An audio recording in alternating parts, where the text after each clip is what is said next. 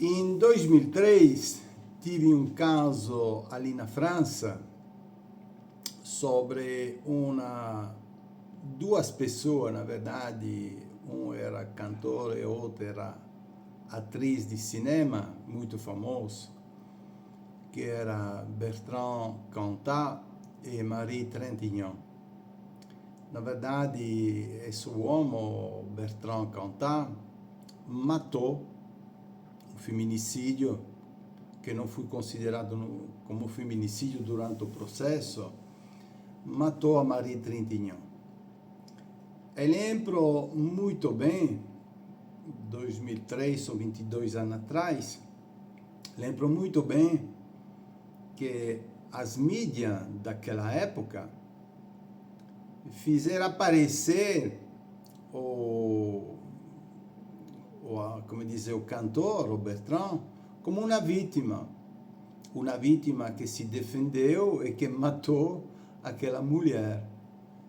Lembro muito bem que tinha uma cantora muito famosa que se chama, ainda está viva, Lio, que era a única a defender a Marie Trintignant e a dizer que o Bertrand Cantat era um assassino que cometeu o feminicídio. Até organizar ali, como dizer, na televisão, debate sobre isso, era a única que defendia a memória daquela mulher de Marie Trintignant. 22 anos atrás, depois, hoje, o parquet, que seria a promotoria ali de Paris, abriu um novo processo contra o Bertrand Cantat, porque a Netflix fez uma série, você pode ver isso, está em português também,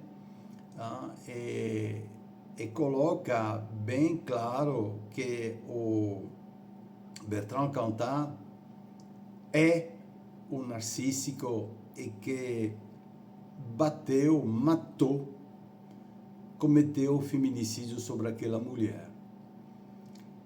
Muitas vezes estamos na frente de situação parecida como a cantora Lio.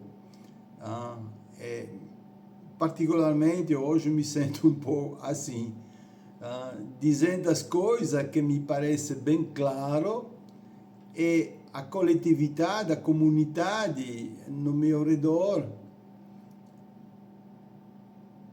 diz o contrário. É difícil dizer a verdade. Mas Jesus bem falou, vocês serão perseguidos para dizer a verdade. É difícil. É muito difícil. Mas hoje quero dizer uma verdade bem clara. Eu vou, para fazer a introdução, era só uma premissa, para fazer uma introdução, vou contar uma história verdadeira. Porque estudei isso, fui até aquela terra, sou originário daquela terra, mas eu visitei mais o sul da França, na parte de Carcassonne, perto da Espanha. Uma linda zona, uma linda área no Mediterrâneo, na Costa Azul, muito lindo. E durante o período depois da reforma, tive uma contra-reforma. Era um período de inquisição. E tinha naquela zona, especialmente no sul da França, se você vai visitar o sul da França, as pessoas parecem duras, frias, mas tem um coração, meu Deus, um coração de compartilhamento, de afeto, de amor. Isso se explica porque durante o período de reforma e de contra-reforma, tinha naquele período naquela zona em particular, tinha uma grande perseguição contra os huguenots, os reformadores protestantes, ou pré-evangélicos, podemos dizer assim. A maioria deles, os Albigeois, os Albi, eram batizados do Espírito Santo. Ainda não se chamava Pentecoste, mas já, e você estuda a história da Bíblia, você vai ver que sempre tive fogo de Pentecoste em toda a história da igreja. E naquele local era bem claro, acontecia muitas coisas. Até Nenê, sim, falou bem claro, Nenê, que falava em línguas, não era invenção, temos relato de tudo isso. E aconteceu uma grande perseguição, então, estava dizendo, não podia mais se reunir, nem fazer culto, nem orar, era uma perseguição, com risco de vida, era claro. Então, as mulheres, as irmãs daquela época, que fizeram? Durante a noite, se reuniam para orar. E para não aparecer quando estavam indo nos lugares da reunião, pegar lençóis e colocavam na tinta preta, colocava em cima, fazia 2 pequenos buracos para ver onde estavam caminhando e se reunia muitas vezes embaixo de árvore. Se reuniam para orar.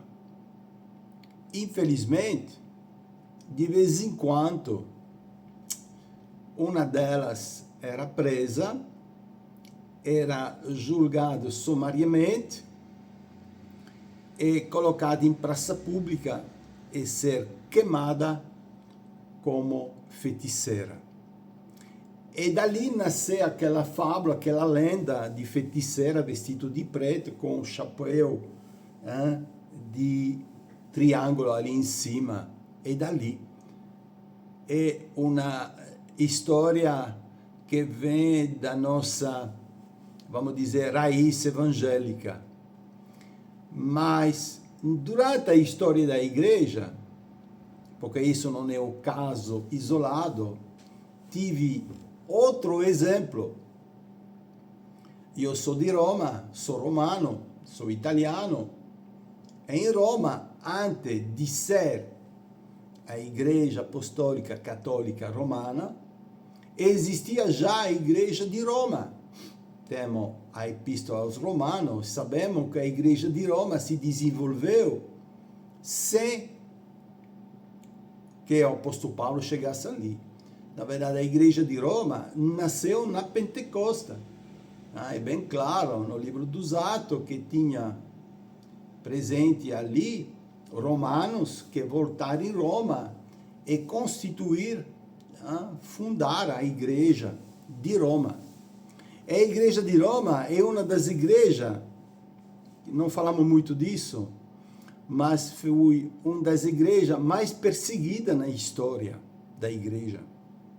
Até que sabemos toda a perseguição, Nazarena, enfim, a crucificação que os romanos fizeram, infelizmente, com os primeiros cristãos, primeiro crente ali. E uma das coisas que aconteceu, se reunia, apesar da perseguição, apesar do perigo de morte que estava ali, se reunia nas catacombes.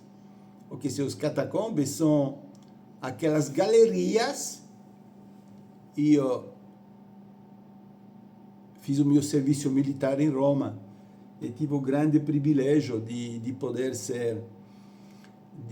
servir a meu país ali no Vaticano. no Vaticano e visitei, e ali na catacomba, que está embaixo dos túmulos, em cima tem um túmulo e depois tem galeria embaixo, se reunia para celebrar o culto e praticar, fazer a oração. Muitos deles também foram presos e massacrados, infelizmente. Temos muito relato na Inglaterra, no país de Gales, enfim, na Tchecoslováquia também, onde a perseguição contra a reunião dos crentes foi feita durante a história da igreja. Eu, pessoalmente, presenciei aqui no Brasil um fato extraordinário que nunca vou esquecer. Era, alguns anos atrás, acho que foi quase 10 anos atrás, estava em Fortaleza, ensinando em Fortaleza, e tinha na igreja ali uma zona muito perigosa. Até os assaltantes estavam de moto, em duas pessoas em moto, esperando que os crentes saíssem da igreja para assaltar eles. Mas o pastor não renunciou a celebrar o culto e a fazer as orações também de manhã.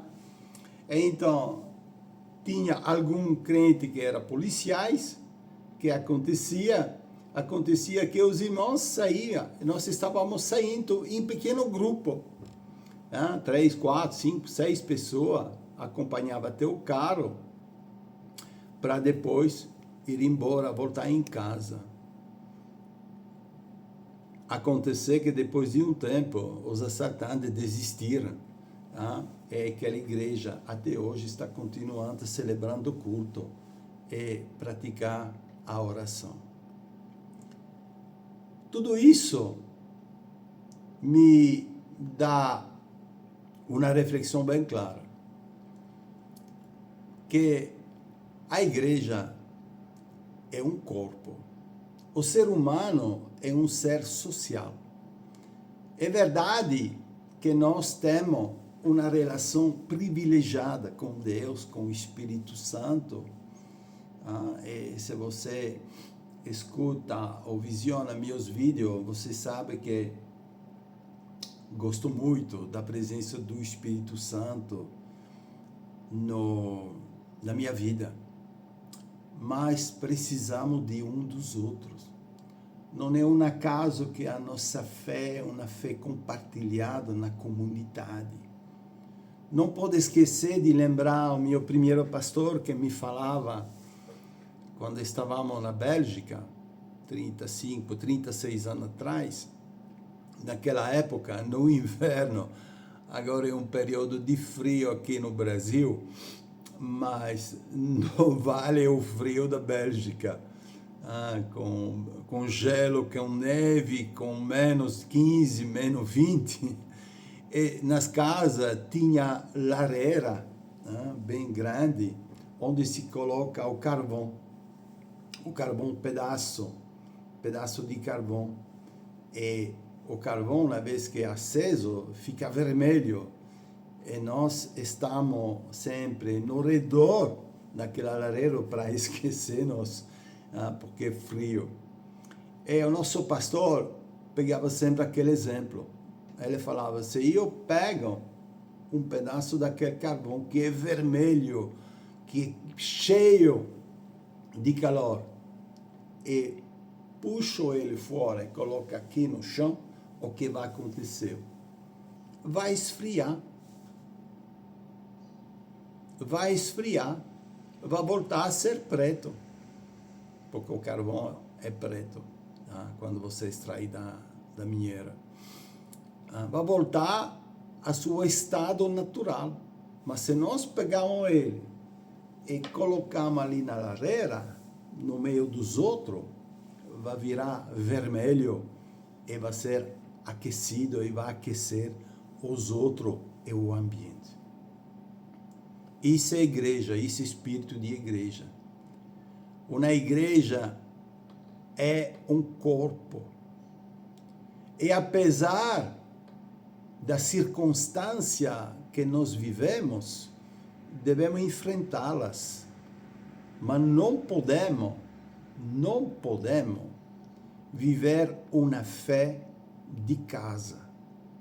Viver uma fé no meu lar, não arriscando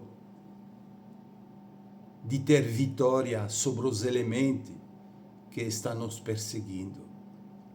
Jesus é bem claro, é bem claro. Em meu nome, você vai ter perseguição. Em meu nome, você vai enfrentar a morte. Qual é o nosso objetivo? É de viver bem, ter sucesso, dinheiro, estar bem com a família. Meu objetivo pessoal é de estar com Jesus pela eternidade. Muitas vezes devemos enfrentar os obstáculos que estão ali fora e devemos, sim, conquistar, às vezes arriscando com violência, mas sempre com segurança do Espírito Santo que nos conduz. Não podemos ficar isolados um dos outros na luta espiritual. Isso, não vou dizer a palavra, não tem sentido, não é bíblico, não é evangélico. Na história da igreja, na Bíblia, a Pentecostes nasceu da reunião dos irmãos. O evangelho chegou na Europa e Paulo encontrou um grupo de mulheres que estava em oração, em grupo. Nós podemos ver, em qualquer circunstância, as coisas vão mexer quando nós concordamos. Mas não podemos nos acomodar. Fazer as nossas orações em casa. Fazer as nossas orações quando nós quisermos na igreja. Ou um horário bem tranquilo. Não. Sinto muito. Não é assim que funciona. Na realidade espiritual, não podemos deixar o diabo controlar a nossa cidade, o nosso estado, o nosso país de sujeito. Devemos desafiar, arriscando, certo? Mas se nós olharmos a nossa história é só uma história da igreja, é só uma história de desafio, é só uma história de vitória depois de ter, infelizmente, derramado a vez o sangue dos mártires. Agora, ninguém ser mártires, é verdade. Mas você precisa pagar o preço para ter o resultado que o Espírito Santo não está dizendo, não está querendo, não está pedindo. Devemos fazê-lo. Evangelho acomodado não ganha nada. Evangelho dinâmico de Pentecostes pode ir até e infinitamente mais do que nós pedimos, do que nós pensamos. Era só uma reflexão. Compartilha. Estamos à disposição para os desafios da Bíblia, dos desafios evangélicos em Jesus.